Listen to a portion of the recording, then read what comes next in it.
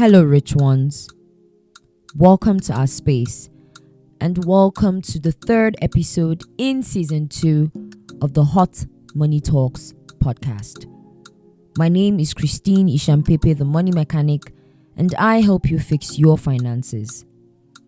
I am on a mission to equip Africa's younger population with adequate financial literacy, advice, and strategy so they can journey to financial freedom and live life purposefully on their own terms and to the fullest, because money is no more a barrier.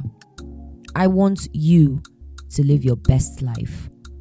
The Hot Money Talks podcast is a series of honest, open, and transparent money conversations that will guide you on your journey to financial freedom. Here on the Hot Money Talks podcast, we believe 100% that financial freedom is possible with the right set of knowledge, the right amount of time, and the right circle of people. On today's episode, we will be discussing about how to cope in a hyperinflated economy like Nigeria's. But first of all, let us define inflation. What is inflation? Now, inflation is simply the increase in price of goods and services over a period of time. Now, when this happens, it leads to a loss of purchasing power for us as consumers, and it becomes expensive to literally survive and live, day to day. So, in essence, what you could buy with 5,000 naira before, you can't do same now. Now, according to the National Bureau of Statistics, NBS, Nigeria's inflation rates went up to 29.90% in January 2024. Now, I'd like us to understand here and now that what Nigeria is going through is more than just an inflation. Nigeria is passing through a hyperinflation. Now, what is a hyperinflation? With the understanding of what an inflation is, right? A hyperinflation is the rapid, excessive, and out of control general price increase in an economy. This is our reality now in Nigeria. And I'll use an example that hit home for me.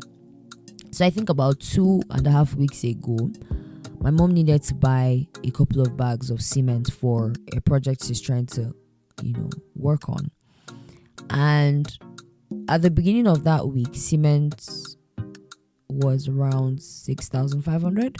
Well, let's just say a few days, to when she was going to begin the work on a Monday, cement was 6,500. Then it moved to 7,500. In the span of a week, right? She bought cement like 3 different times, 3 different prices.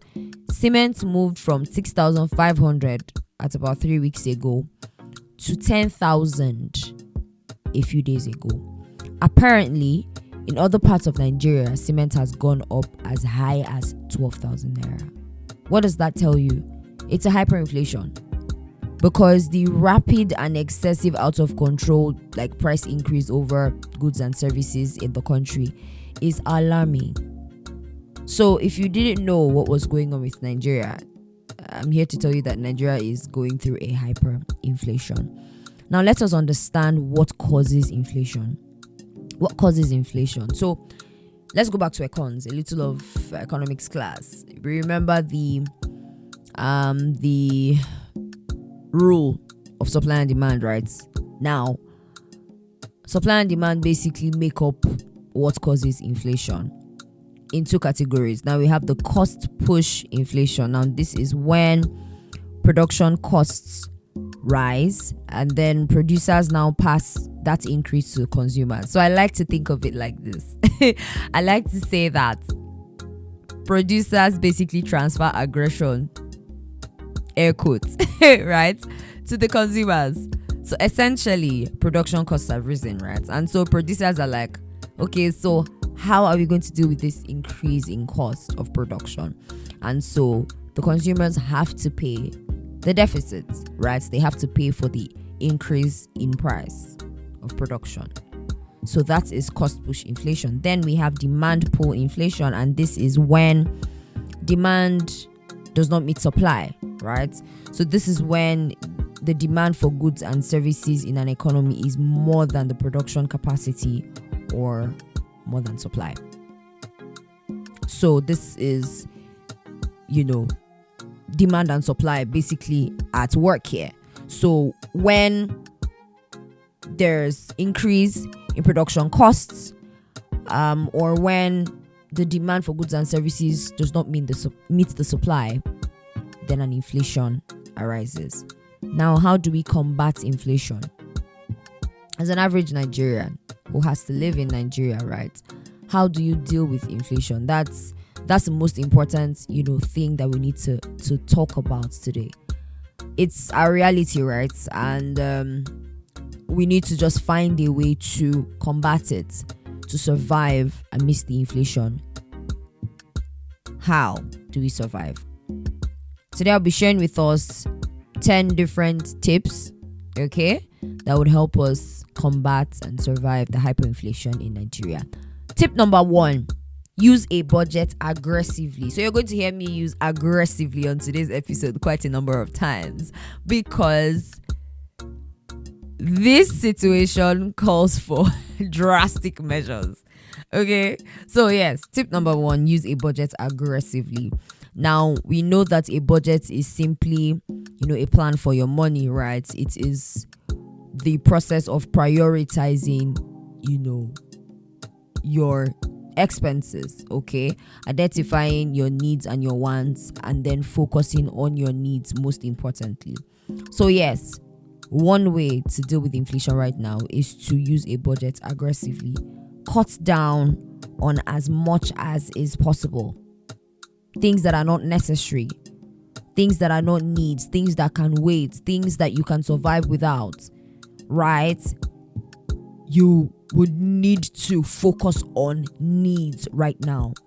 And we know that needs are the things that are essential for your survival. So we're talking food, we're talking shelter, right? We're talking transportation, right? And all. So we must be very, very careful with our spending right now. Look for cheaper alternatives. Now, maintain quality, right? But look for cheaper alternatives. And the key is just to prioritize. So right now, before you make a spending decision, you really need to sit down and ask yourself, is this a necessity? Can I do without this? Can this wait for a later time? Can I plan and work towards this? Right? Is this important right now when I look at the grand scheme of things? Right? How important is this? Second tip is to diversify your income. This is not the time to stick with one source of income. In fact, inflation or no inflation, surviving or depending on one source of income is a very, very risky way to live, right? So at this point, you need to diversify your income, right? You can start a side hustle or get a part-time job. This is when you ask yourself, what are your skills? What are your talents, right? What are your interests? What are you passionate about? And as you do all of this, an added advantage would be to earn in foreign currency if it is possible. But the idea is diversify your income.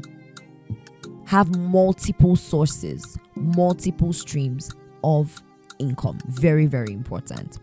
Third tip would be pay debt aggressively so that you can free up cash to spend on other items.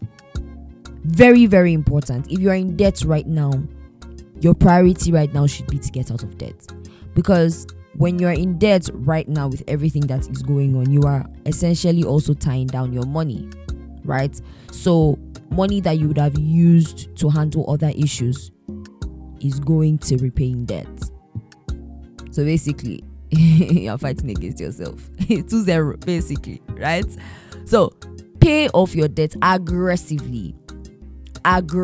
So if you're in debt right now, in fact, you should put it above almost everything, right? Pay your debt aggressively. When you pay your debts, you are able to free up money to take care of other things. And when you pay up your debt, most importantly, identify the root cause of your debt and then avoid those root causes aggressively. I would always say that debt doesn't just stand on its own. There's always a root cause, and it's important that you're able to find what the root cause is, because if you don't find what your triggers are, right, you're going to still end up right back in debt again and again and again. Fourth tip, be very calculative in your movements right now. If you own a car, you understand how the fuel situation is. Even if you don't own a car, even public transportation is also, an expense on its own. So now one needs to be very, careful about their movements, right? If it's not necessary to go out, stay at home, right? For like parents or people who have to, do certain movements that are every day to the same destination, you can think about carpooling, right? Talking with your colleagues or talking with fellow parents and all about seeing how you can carpool, right? How you can use one person's car. Okay, maybe say we use parent A's car for drop-offs in the morning and use parent B's car for pickups in the afternoon. We've got to get creative. Run your errands in batches, if possible. Do your best to run your errands in batches. I've practiced this a lot, right? And it has helped me. So before I go about my day, I draw like a little map, right? I try to connect all my destinations to see how when I leave my office or when I leave home, I'm able to run through all of the places I need to go to without having to come back and then go out again, right? You can also see how you can fit your meetings in one day. If you don't have to, go to work every day, can you fit your meetings in one day, especially if those meetings have to be physical? Cut down on physical meetings as much as is possible, right? Fifth tip, get a financial advisor. I strongly believe that we need more financial education and financial advice now more than ever. So don't run away from getting someone that can help you with your finances, especially if your finances are in a really, really, really terrible place. The truth is, if you get help now, you're not just saving yourself now, but you're saving yourself even for the future. Tip number 6, diversify your investments. So I know that, there's the question of, okay, we're in a hyperinflated economy. Should we still be investing? Is there any point, investing right now? With the right set of knowledge and advice, right, you can actually still make very wise and profitable investment decisions. Because the truth is, even in the inflation, there are still, people and sectors that are benefiting from the inflation. So at this point, the idea would be to make wise investment decisions. And then, like I said, diversifying. The idea of diversifying is think of a basket with different fruits. So there's apple, there's mango, there are oranges, there's strawberries, and all. That is diversifying. So you're not putting all your eggs in one basket, right? What you're doing is that you are spreading it over you're having different kinds of investments. Okay, so why it is important to diversify is that diversify helps you to balance out risk, right, and also cope with the inflation, because not all sectors are equally affected by the inflation. Not all sectors are equally affected by the inflation, right? So you'd actually find sectors that are doing really, really well even in the inflation, and a little information can get you, on the right track. Okay? And also, I think the inflation has reminded us of the importance to also invest in foreign currency, right? Now, tip number 7 is invest in yourself. Now, you must understand that your learning power affects your earning power. If you read the book No Excuses by Brian Tracy, he talks about this, right? If you want to earn more, you need to learn more. It's that simple. So right now, even as you think about investing in assets, you must understand that when all is said and done, you are your greatest asset, and therefore you need to invest in yourself. So when you invest in yourself, when you invest in your knowledge, when you increase your learning power, it also increases and enhances your chances at earning more, and it helps you to stay relevant in your field.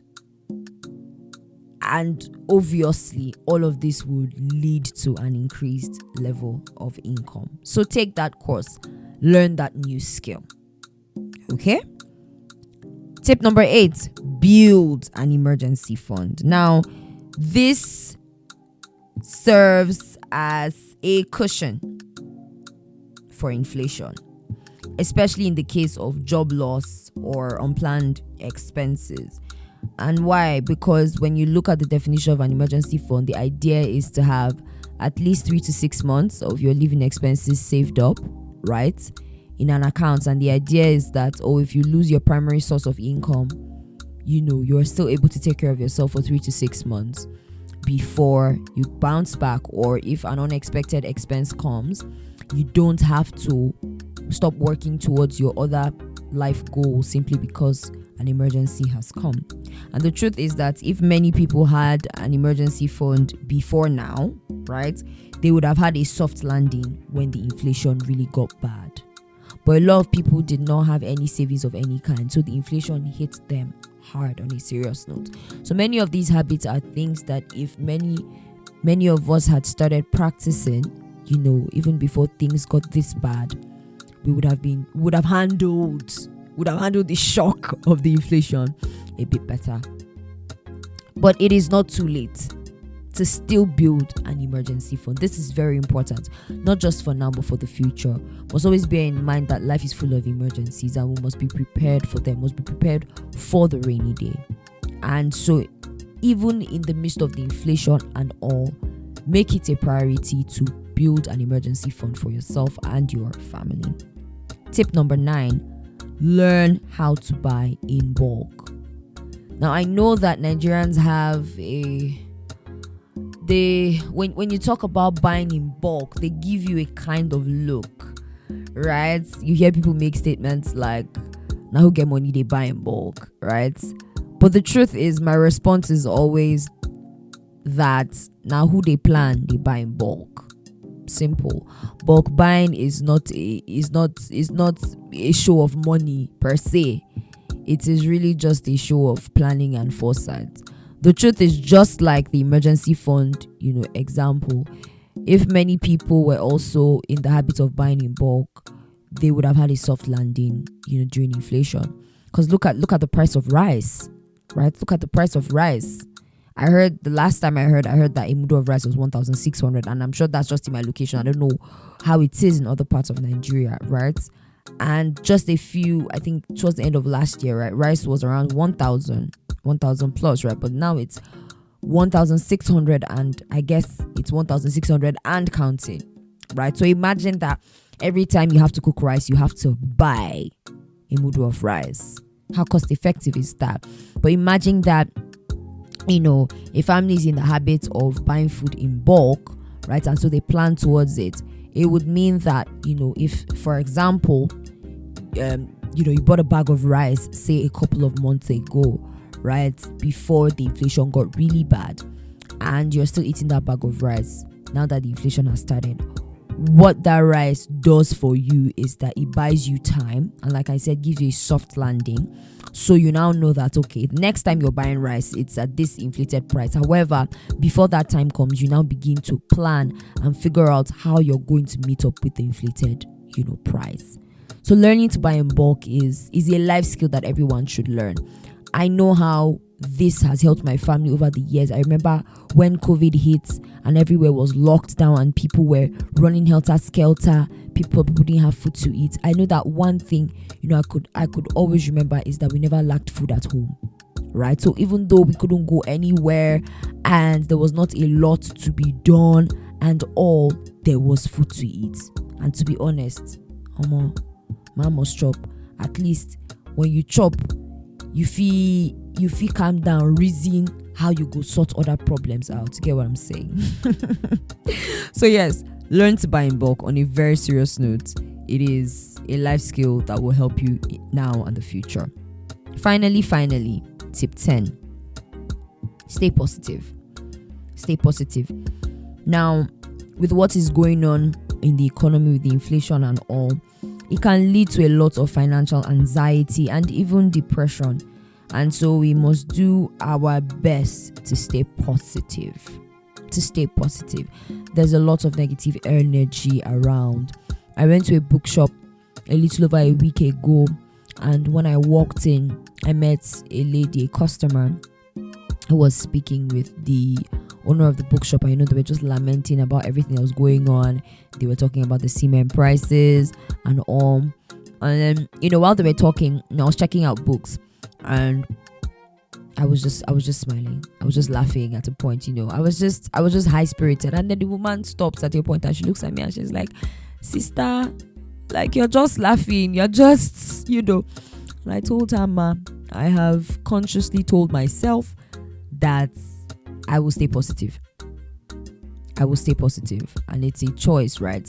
Because if you don't make the choice to stay positive in the face of everything, people are going to drain your energy and feed you with so much bad energy that you start drinking Panadol for another person's headache, right? So we must be very, very positive. Speak positively. Focus on what you can control. Do the one that is within your power. Anyone will pass your power, just leave them. Like I said, avoid negative energy and have faith that you will thrive. Faith is such a powerful thing. Have faith that even in the midst of all of this, you will thrive. And to crown it all up, trust God. I was in the kitchen with my mom, I think 3 days ago, and we're talking about a couple of things that are going on in the country, and then she paused and she said something. She said, maybe all of this is happening so that we can learn to trust God more. And that hit home for me. And I'll leave you with that as we wrap up today's episode. I'd like to remind us that nothing lasts forever. It is said that everything that has a beginning has an end. Therefore, if generations before us passed through hyperinflation and survived, we will survive this. Thank you for listening to today's episode of the Hot Money Talks podcast. If you have listened to this point, then it means that you have gotten value today. So go ahead and share the link to this episode with someone you want to see win with their finances this year. Don't forget that new episodes of the Hot Money Talks podcast drop every Saturday, and you can listen to them on your favorite podcast platforms: Spotify, Apple Podcasts, Google Podcasts, and YouTube. Subscribe and follow the show on either of these platforms so you are notified whenever an episode is released. Recommendations are powerful, so please tell your friends and family about this podcast so we can go on this journey together. To connect with me on other platforms, do well to follow The Money Mechanic at The Money Mechanic page on YouTube, Facebook, Instagram, and TikTok. I hope most importantly that you will take action on your finances today. Sending you love, light, and a sprinkle of money in between.